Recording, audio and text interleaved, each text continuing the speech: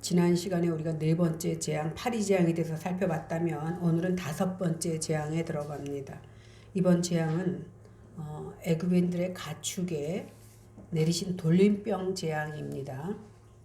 이 재앙은요, 생축을 죽음에 이르게 하는 악질 재앙으로 네 번째 재앙까지는 사람들이 피해를 입었다면 다섯 번째 재앙은 가축들에게 임한 전염병이라는데 그 성격이 조금 다르다고 볼 수 있겠습니다. 이로 인해서 애굽 사람들의 모든 짐승에게 돌림병이 생겨서 이제 가축들이 다 죽게 됩니다.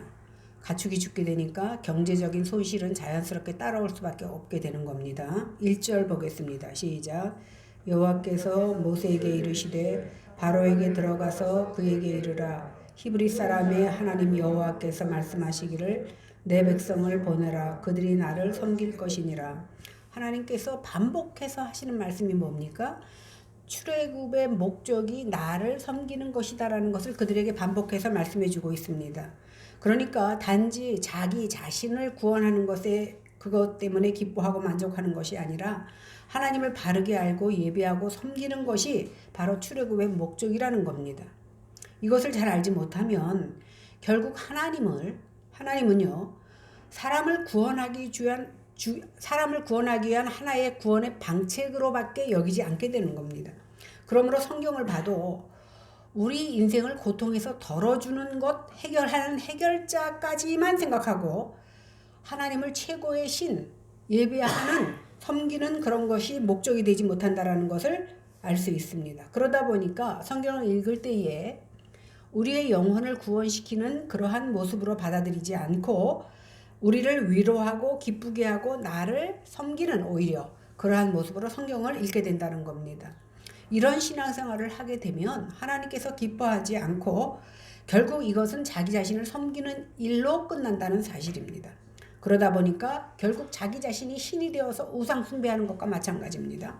그래서 사도 바울은 갈라디아서 1장 10절에서 이제 내가 사람들에게 좋게 하랴 하나님께 좋게 하랴 사람들에게 기쁨을 구하랴 내가 지금까지 사람의 기쁨을 구하는 것이었다면 그리스도의 종이 아니다라고 단호하게 말씀했던 겁니다. 보통 우리가 출애굽기를 이렇게 보면서 바로 그러면 마치 적군처럼 적대시하게 되고 모세 그러면 우리 편이다 이렇게 생각할 경우가 많이 있는데 사실은 바로의 모습을 하나님께서 보여주신 이유는 바로가 우리의 모습이라는 사실을 깨닫게 하려는 겁니다. 이렇게 바로의 완악함을 보면서 나 역시 입으로는 하나님을 찬양하고 하나님을 믿노라고 하면서도 하나님의 말씀을 순종치 않는 그 완악한 모습을 발견하라는 겁니다. 그러므로 바로가 당하는 재앙을 보면서 우리가 얼마나 고집이 세고 하나님의 말씀을 듣지 않는 자라는 것을 깨달아야 된다는 겁니다. 그러나 하나님은 결국 아무리 고집이 센 바로 왕이라 할지라도 그 하나님께서 바로를 꺾으시고 결국은 당신의 뜻하신 바를 이루어내신다는 사실입니다. 그래서 여호와 하나님께서는 다시 모세를 바로에게 보내시고 히브리 사람의 하나님 여호와께서 내 백성을 보내라. 왜? 그들이 나를 섬길 것이다. 이렇게 말하라고 다시금 시키는 겁니다. 2절 3절 보겠습니다. 시작. 내가 만일 보내기를 거절하고 억지로 잡아두면 여호와의 손이 들에 있는 내 가축 곧 말과 나귀와 낙타와 소와 양에게 더하리니 심한 돌림병이 있을 것이며 만일 바로가 이스라엘 백성을 보내기를 거절하고 억지로 그들을 잡아두면 애굽의 가축들 곧 말과 나귀와 낙타와 소와 양에게 심한 돌림병이 있을 것을 예고하고 있습니다. 애굽인들에게 있어서 가축과 곤충은 다 신이라고 그랬잖아요. 신으로 섬기는 존재가 되는데 출애굽 때 애굽 왕인 아멘호텝 2세는요. 동물 숭배자입니다. 그 가운데서도 그가 가장 숭배하는 신이 뭐냐면 소신이야. 소를 섬기는 사람이었습니다. 애굽에 남아있는 벽화에 보면 아멘호텝 2세가 소젖을 빨고 있는 그림이 있습니다. 소가 신이니까 신의 젖을 빠는 자기도 신이 되는 겁니다. 이러한 것을 볼 때 이것도 애굽 사람들이 섬기는 하토르라는 소 형상의 신을 하나님께서 심판하신다라는 것을 우리는 깨달을 수가 있습니다. 이거 소 형상인 그 하토르 말고도 애굽인들은 암소, 황소는 아피스, 암소는 아시스, 수양은 아몬 이런 식으로 곤충과 동물들을 신으로 섬겼던 것을 우리는 잘 알고 있습니다. 그러니까 이전 재앙까지는 애굽 사람들이 섬기는 신들을 하나님께서 굴복시켰다 이렇게 말할 수 있다면 이번부터는 굴복으로 끝나는 것이 아니라 그 신들을 심판하기까지 하는 겁니다. 그냥 무릎만 꿇렸잖아요, 여지껏은. 근데 무릎만 꿇리는 것이 아니라 이제는 심판하신다는 사실을 우리는 알 수 있습니다. 사실 고대에서 신의 개념이라는 것은 얼마나 크고 강하냐가 나타나는데, 그러니까 큰 나라가 섬기는 신은 강한 신이고 쬐끄만 나라가 섬기는 신은 약한 신이에요. 그래서 전쟁을 했을 때 이기는 나라의 신이 이기는 겁니다. 그러니까 그 나라가 이기는 게 아니라 그 신이 이기는 거예요. 그런 생각을 갖고 있었기 때문에 거대한 애굽의 신이 하잘것없는 그 노예 백성인 히브리의 신을 이기지 못한다라는 것은 그들의 생각에서는 도무지 상상할 수도 없는 일입니다. 그러나 반복되는 재앙으로 바로가 하나님의 능력이 얼마나 대단한지 알 만큼 알게 되었는데도 불구하고 그럴 리가 없다라는 거예요. 왜? 우리의 거대한 신이 너희 같은 노예의 신에게 질 수가 없다라고 인정하지 못하는 겁니다. 그래서 결국요, 파리 재앙에서 드디어 바로가 항복하는 것처럼 보였습니다. 항복했습니다. 그런데 파리가 딱 사라지고 나자마자 어떻게 합니까? 다시 그 약속을 취소해버립니다. 바로는 자신이 다급할 때는 하나님의 말씀을 듣는 것 같다가 그 위기가 지나가면 또다시 그 마음이 완악해져서 옛날로 돌아갔던 겁니다. 이러한 모습이 어떻게 바로만 있다라고 말할 수 있겠느냐는 겁니다. 바로 우리들의 모습이라는 것을 오늘 성경은 지적하고 있습니다. 하나님을 섬기는 것이 지극히 당연하지만 그렇게 못합니다. 그래서 하나님께서 고난을 주시고 어려움을 주시면 그때는 하나님 잘못했습니다. 이스라엘 백성들이 사사기에 보면 그런 일이 반복되거든요. 하나님께서 때리시면 하나님 잘못했습니다 회개하고, 회개하면 하나님이 용서해 주시고 좀 편안해지면 다시금 반복하고, 이것이 반복적으로 이루어지는 것이 이스라엘의 역사요, 사사기의 역사였습니다.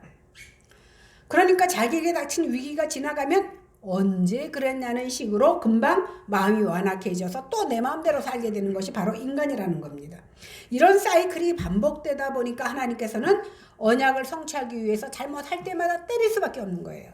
내 자식이 잘못했는데도 사랑하기 때문에 그 자녀가 다치고 아플까봐 그냥 내버려 둔다면 그것을 사랑이라고 말할 수 없듯이 하나님께서는 당신의 조상 아브라함과 많은 조상들과 약속한 그 언약을 지키기 위해서, 어떤 언약? 너희들을 반드시 가나안으로 인도하신다는 그 언약을 지키기 위해서 그들이 가나안을 향해서 가지 않고 다른 길을 향해서 갈 때에 때릴 수밖에 없는 겁니다. 그것이 인간들에게는 어떻게 해요? 고통으로 나타나는 겁니다. 그러므로 바로가 아무리 거절을 하고 고집을 피워도 결국은 이스라엘을 건져내시고자 하는 그 언약을 지키기 위해서 하나님께서는 바로가 거절하면 할수록 더 큰 매로 그를 때릴 수밖에 없는 겁니다. 이 막강한 힘을 가진 바로가 소신을 섬기다 보니까, 소를 섬기다 보니까 애굽 사람들도 소를 섬깁니다. 옛날에 군부대 있을 때 군부대 쪽에서 목회하다 보니까요, 그 대장이 예수를 믿으면 부하들도 거의 예수를 믿어. 눈도장 찍으려고. 근데 그러니까 그 불교를 믿으면요, 사람들이 다 또 주일날 절로 가요. 왜? 눈도장 찍어서 잘 보이려고. 이것이 사람의 심리입니다. 오늘 그 거대한 나라 왕 바로가 소를 섬기다 보니까 애굽 사람들마저 소 섬기는 일을 잘합니다.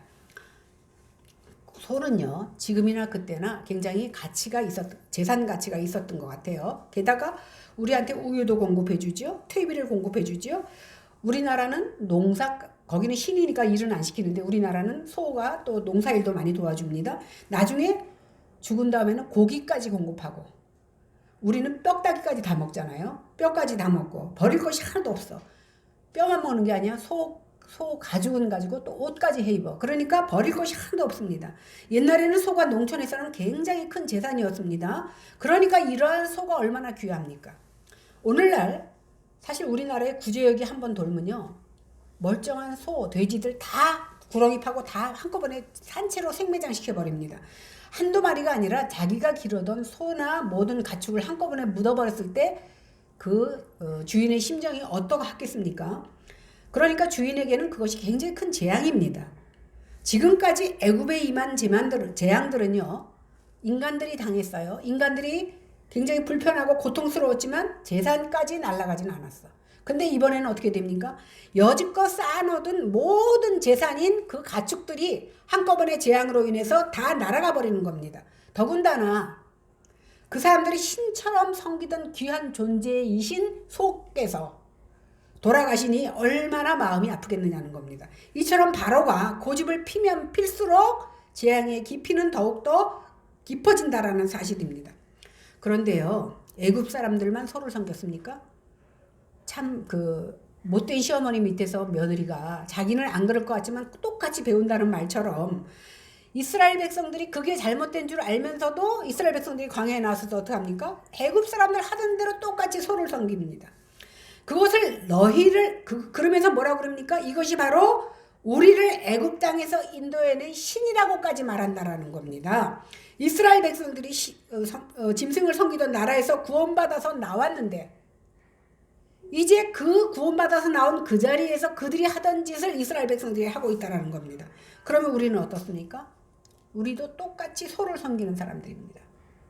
우리가 무슨 소를 섬겼다고 말할 사람도 있겠지만 우리가 만약에 하나님이 아닌 재물과 재산을 믿고 산다면 이스라엘 백성들이 소를 섬기는 것과 똑같다라는 사실입니다.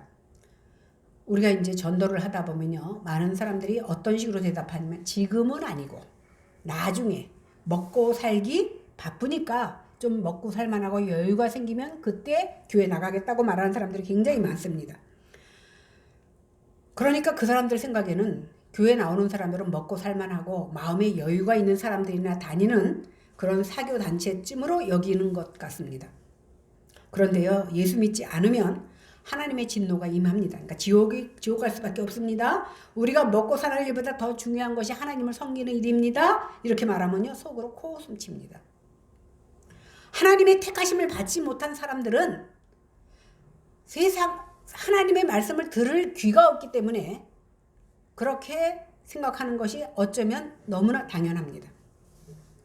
그러면 사람들이 하나님보다 이러한 짐승을 신으로 섬기게 된 원인이 어디에 있는지 성경은 말해주고 있습니다. 신약성경 로마서 1장 23절에서 25절 보니까 썩어지지 아니하는 하나님의 영광을 썩어질 사람과 새와 짐승과 기어다니는 동물 모양의 우상으로 바꾸었느니라. 그러므로 하나님께서 그들의 마음을 정욕대로 더러움에 내버려 두사 그들의 몸을 서로 욕되게 하게 하셨으니 이는 그들이 하나님의 진리를 거짓 것으로 바꾸어 피조물을 조물주보다 더 경배하고 섬김이라. 주는 곧 영원히 찬송할 이시로다. 이렇게 말하고 있습니다. 그러니까 사람들은 보여지고 만져지는 것이 신이길 원합니다. 하나님은 보여지지도 않고 만져지지도 않고 들려지지도 않아. 그러다 보니까 내가 보고 만질 수 있는 것들을 신으로 만들어 놓고 그것이 마치 내 마음속에 신처럼 여긴다라는 겁니다. 사람들이 짐승을 섬기게 된 것은 인간의 죄 때문입니다. 뭔가 허전하고 무서워서 두려워서 섬겨야 되는데 그것이 바로 하나님은 눈에 보이지 않으니까 내 눈에 보여지는 그런 것들을 형상으로 만들어 놓고 피조물을 그 짐승을 내 신처럼 섬기고 우리나라에서는 고목나무도 신으로 섬기잖아요.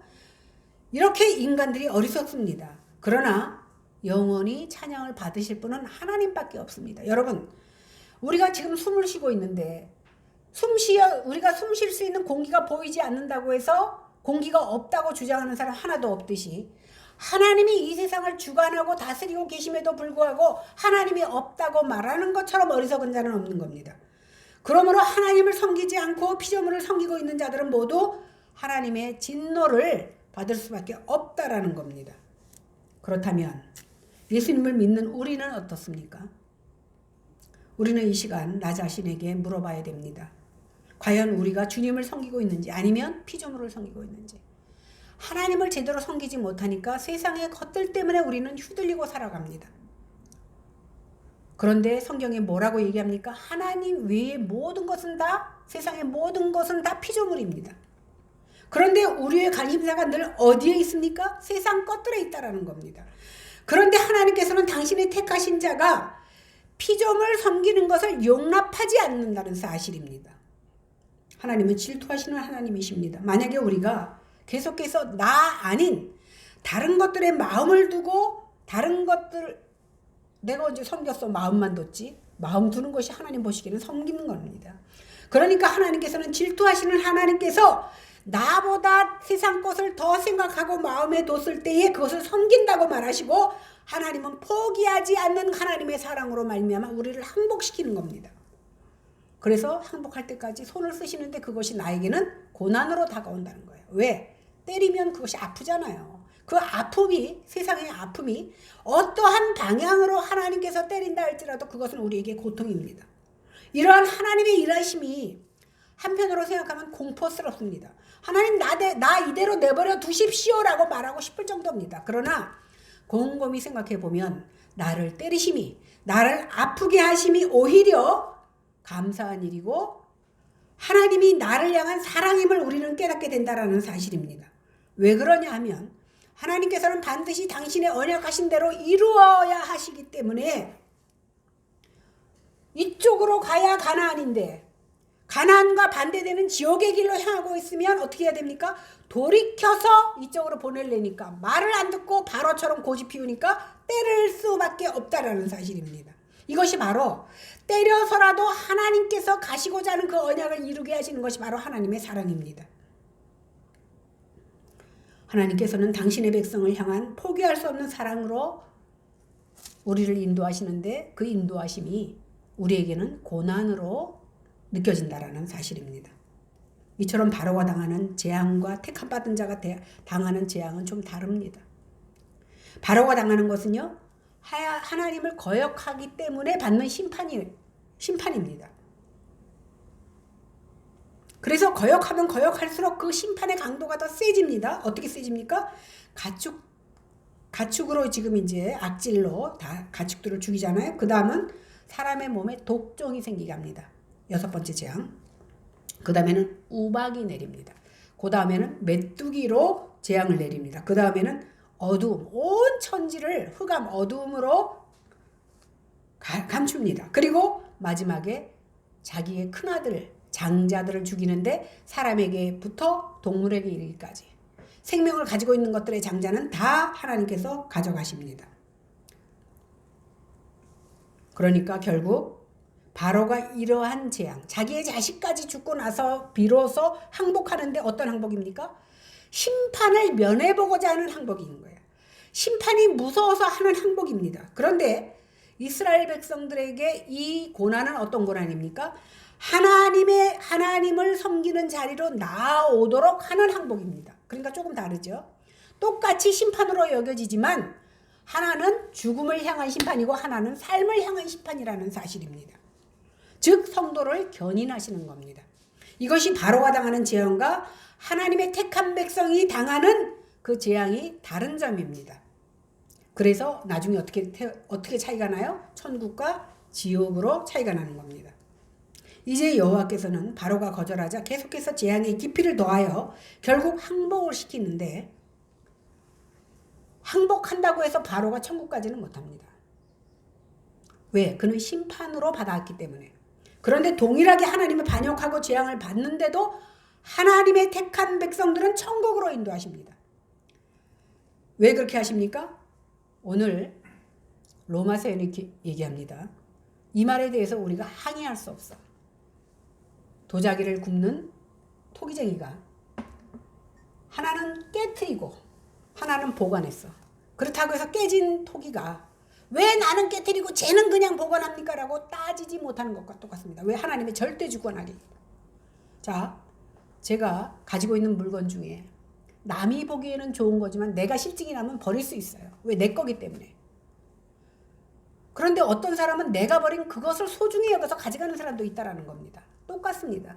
우리의 주인은 하나님이에요. 하나님께서 버리시는 것도 하나님 마음, 살리시는 것도 하나님 마음이라는 겁니다. 그래서 우리는 아무도 항거할 수 없는 것이 우리의 인생인 겁니다. 그러므로 성도에게 닥치는 환난이나 고난이나 심판의 재앙이 아니라 우리에게는 심판으로 재앙을 주시는 것이 아니라 세상의 것을 끊어내게 하시기 위한 재앙이라는 사실이에요. 무슨 말인지 이해가 되시죠? 그들은 죽이기 위한 심판이라면 하나님의 택한 백성들은 세상과 단절화시키기 위해서 주시는 재앙이라는 사실입니다. 그러니까 결국은 우리를 세상의 죄악 가운데서 끊어내시는 것이기 때문에 우리에게는 결국은 그 재앙이 하나님의 사랑이라는 사실입니다. 그러므로 우리는 환난과 고난 가운데서 하나님의 사랑을 더 깨닫고 회개하는 것이 지혜로운 자입니다. 이렇게 깨달은 자마다 어떻게 해요? 하나님을 더 의지하고 하나님의 말씀을 더 따를 것을 결심하며 살아야 되는 것입니다. 우리에게 닥치는 환난이요, 결코 우연이 없습니다. 날마다 자기를 부인하고 주님을 의지하며 살게 하시기 위해서 우리에게 어려움과 환난을 주시는 줄로 믿으시기 바랍니다. 그러니까 결국은 우리에게 주시는 환난과 고난이 하나님의 일하심의 표징이 되는 겁니다. 사실 바로가 하나님을 10번이나 거역했습니다. 그런데 이스라엘은 어땠습니까? 그들 역시 10번이나 거역했습니다. 민수기 14장 22절 24절에 보니까 내 영광과 애굽과 광야에서 행한 내 이적을 보고서도 이같이 10번이나 나를 시험하고 내 목소리를 청종하지 아니한 그 사람들은 내가 그들의 조상들에게 맹세한 땅을 결단코 보지 못할 것이요 또 나를 멸시하는 사람은 한 사람도 그것을 보지 못하리라. 그러나 내 종 갈렙은 그 마음이 그들과 달라서 나를 온전히 따랐은즉 그가 갔던 땅으로 내가 그를 인도하여 드리리니 그의 자손이 그 땅을 차지하리라. 이스라엘 백성들은 광야에서뿐만이 아니라 애굽에서까지 애굽 백성들과 똑같이 거부했습니다. 똑같이 불순종했다라는 거예요. 그러니까 믿는 사람들의 불순종과 믿지 않는 사람들의 불순종의 차이가 끝이 굉장히 다르다고 말씀드렸습니다. 애굽 사람들과 마찬가지로 이스라엘 사람들도 하나님의 말씀을 청종치 않고 10번이나 거절했다고 말했습니다. 여기서 10번이라는 것은 그냥 숫자적인 개념을 말하는 것이 아니라 때마다 일마다 계속해서 거절했다라는 것을 말하는 겁니다. 그러다 보니까 1세 이스라엘의 애굽에서 출애굽한 1세들은요 아무도 가나안 땅에 들어가지 못하고 오직 갈렙과 여호수아만, 하나님이 그렇다고 하면 그렇다고 믿었던 여호수아와 갈렙만 들어갈 수 있었습니다. 온전히 하나님을 쫓은 자만이 약속의 땅으로 들어가게 된 겁니다. 4절에서 7절을 보겠습니다. 시작. 여호와가 이스라엘의 가축과 애굽의 가축을 구별하리니 이스라엘 자손에게 속한 것은 하나도 죽지 아니하리라 하셨다라 하시고 여호와께서 기한을 정하여 이르시되 여호와가 내일 이 땅에서 이 일을 행하리라 하시더니 이튿날에 여호와께서 이 일을 행하시니 애굽의 모든 가축은 죽었으나 이스라엘 자손의 가축은 하나도 죽지 아니한지라. 바로가 사람을 보내어 본즉 이스라엘의 가축은 하나도 죽지 아니하였더라. 그러나 바로의 마음이 완강하여 백성을 보내지 아니하니라. 이 5번째 재앙의 특징은 4번째 재앙의 특징과 똑같습니다. 애굽에는 재앙이 내리고 이스라엘 땅에는 구별했다라는 겁니다. 여호와께서 애굽의 생축과 이스라엘 생축을 구별하셔서 이스라엘 자손에 속한 모든 가축들은 살려두시고 애굽에 속한 모든 가축들은 다 싸그리 죽여버렸다라는 사실입니다. 이는 하나님께서 자기 백성의 생명을 악인과 함께 멸하지 아니할 뿐 아니라 그들의 소유에 대해서 긍휼을 베푸신다라는 사실을 보여주고 있는 겁니다. 이와 같이 하나님께서는 자기 백성의 소유를 지키시고 보호해 주십니다. 만일 하나님께서 보호해 주시지 않으시면 모든 소유가 돌림병이 들어서 애굽의 가축들과 똑같이 순식간에 죽을 수밖에 없는 상황이었습니다.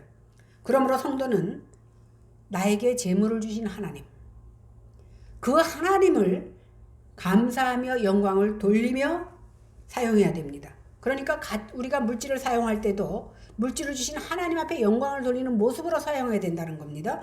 세상 사람들은요, 자기가 소유한 재물을 가지고 자랑을 합니다. 심지어는 그 재물을 숭배까지 해. 왜? 어떤 사람들은 내가 믿을 거는 돈밖에 없다라고 하는데 그게 바로 자기 재물을 숭배하는 거거든요. 이 재물을 얻기 위해서는요, 온갖 더럽고 악한 일도 서슴지 않습니다. 그러나 성도는 모든 재물의 주인이 하나님 되심을 알아서 재물을 사랑하거나 섬기면 안 됩니다. 성도는 오직 그 재물의 주인 되시는 하나님을 사랑하고 섬기고 하나님의 뜻에 따라 그 재물을 사용할 줄 아는 지혜가 있어야 된다는 사실입니다. 여호와께서 말씀하신 대로 이튿날에 애굽의 모든 생축은 죽습니다. 그러나 이스라엘 생축은 하나도 죽지 않습니다. 이러한 진노하심에도 하나님의 백성들을 보호하셔서 안전케 하셨다라는 겁니다. 이것을 통해서 애굽에 임한 악질 재앙이 자연적인 현상이 아니라 하나님의 초자연적인 심판이라는 사실을 우리는 알 수 있습니다. 또한 이 사실을 통해서 악인은 멸하시고 의인은 하나님을 살려주시는 하나님의 공의로우심을 알 수 있는 겁니다. 근데 5절에 보니까 하나님께서 내일 그 재앙이 임할 것이다 이렇게 기한을 달려주잖아요. 애굽의 가축에게 재앙을 내릴 때를 이렇게 알려주셨습니다. 이는 죄에 대한 심판의 때를 하나님께서 친히 정하시고 실행하신다는 사실입니다. 이 세상에서 하나님께서 일과하신 최후의 심판의 날이 있습니다. 물론 개인적인 종말도 있고 전 세계적인 지구의 종말이 있습니다. 그러나 그리스도의 재림으로 이루어질 그 최후의 심판의 때에 대해서는 성경은 뭐라고 얘기하냐면 기한과 시간은 알리지 않으셨습니다.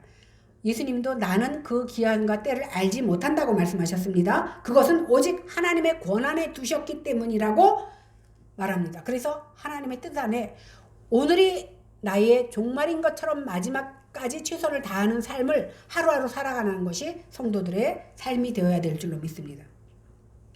그런데 이러한 확실한 증거를 부정하고 하나님의 재림의 때를 자신들에게 계시하셨다고 주장하는 이단들이 있습니다. 그들은요, 성경의 권위를 무너뜨리고 자신들이 하나님의 직통계시를 받는다고 주장함으로써 신앙인들을 미혹하고 있습니다. 왜? 우리는 분명히 그때가 어느 때인지 알지 못한다고 했기 때문에 말할 수가 없어. 모르니까. 근데 그들은요, 마치 받은 것처럼 직통계시를 받았다고 말하니까 그것이 더 확실한 증거처럼 보여집니다. 그러다 보니까 많은 신앙인들이 미혹당해서 그들에게 넘어가고 있다는 사실입니다. 그들은요, 성도들로 하여금 정상적인 생활을 못하게 하고 건전한 사명을 감당하지 못하게 합니다. 그래갖고 매일매일 교회 나오도록 하는데 우리는 흉내낼 수 없을 만큼 그 열심을 가지고 그들을 지도하는데도 그들은 더 열심히 그 잘못된 것을 쫓아간다라는 사실입니다.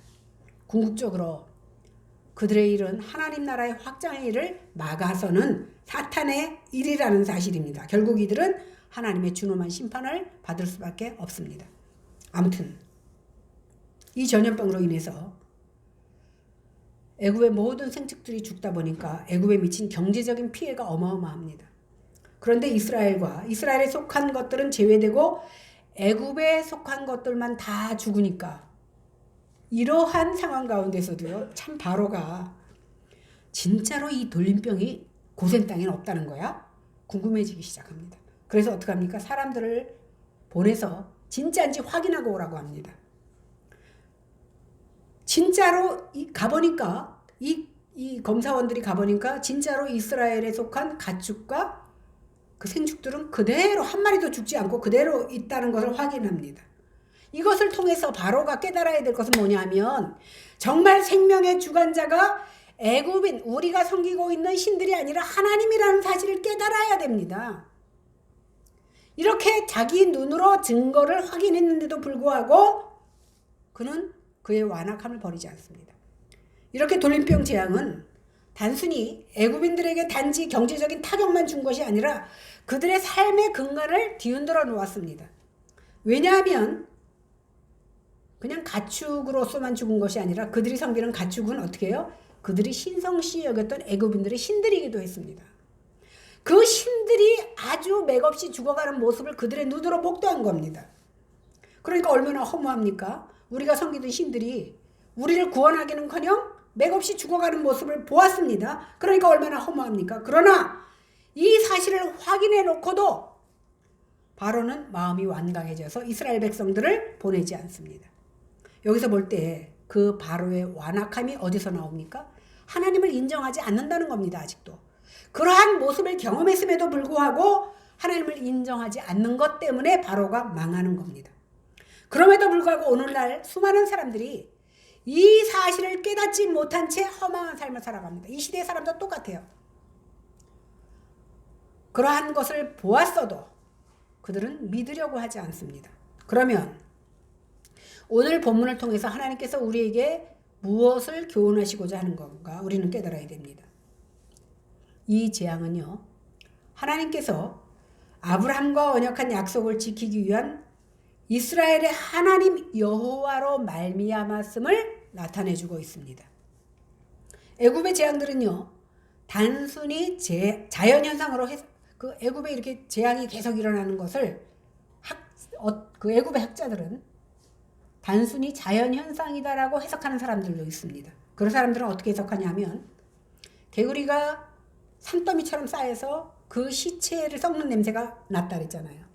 그러니까 이 개구리가 썩어서 오염된 흙에서 자란 풀을 먹고 자란 생축이 병들어서 죽었다는 거예요.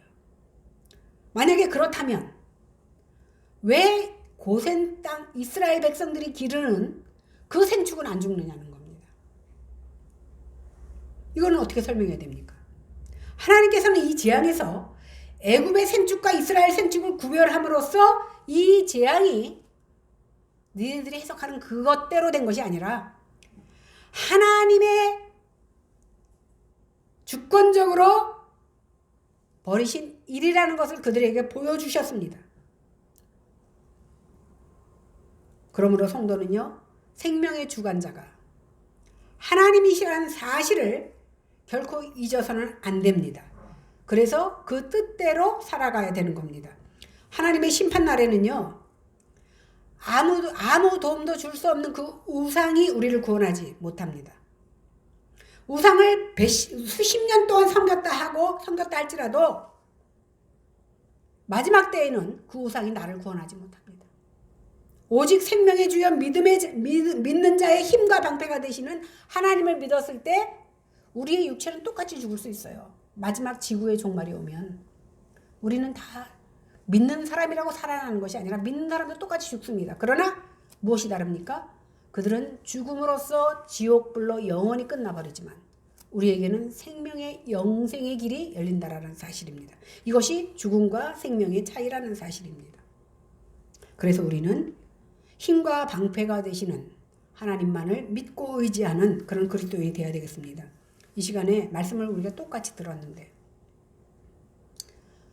아무리 확성기를 귀에다 대고 들려줘도 영의 귀가 열리지 않는 사람은 그 말씀이 말씀으로 들려지지 않는다는 사실입니다. 그러나 하나님께서 우리를 선택하셔서 말씀을 깨닫는 지혜를 성령 하나님께서 주시기를 원합니다. 그래서 우리가 여호와 앞에 강팍한 자가 되지 않고 하나님의 말씀대로 살아서 세상의 것에 마음 두지 아니하고 하나님을 우선하며 멸망의 자식들이 되지 않고 영생을 얻는 자식들이 되어지는 귀한 삶을 살아드리는 저와 여러분들이 되시기를 주님의 이름으로 간절히 축원합니다. 기도하겠습니다. 하나님 아버지, 하나님의 크신 은혜 진심으로 감사합니다. 오늘 우리는 출애굽의 여정 가운데 5번째 재앙을 배웠습니다. 이 재앙을 통하여서 이 세상의 주권자시여 이 세상을 움직이고 심판하시는 분이 하나님이라는 사실을 깨달아라. 온전히 하나님만을 우선하며 삶을 섬기는 저희들이 다 되어지기를 원합니다. 우리의 힘과 방패여 우리의 삶을 주장하시는 하나님 앞에 나아가 무릎 꿇는 저희들 되게 하시고 이 세상의 피조물을 의지하며 피조물 때문에 하나님을 멀리하는 일이 없도록 도와주시고 온전히 우리의 생각 속에 우선되어지는 것은 오직 하나님밖에 없다라는 사실을 고백하는 믿음의 사람들 다 되게 하여 주시옵소서. 예수님 이름으로 간절히 기원하옵나이다. 아멘. 찬송가 630장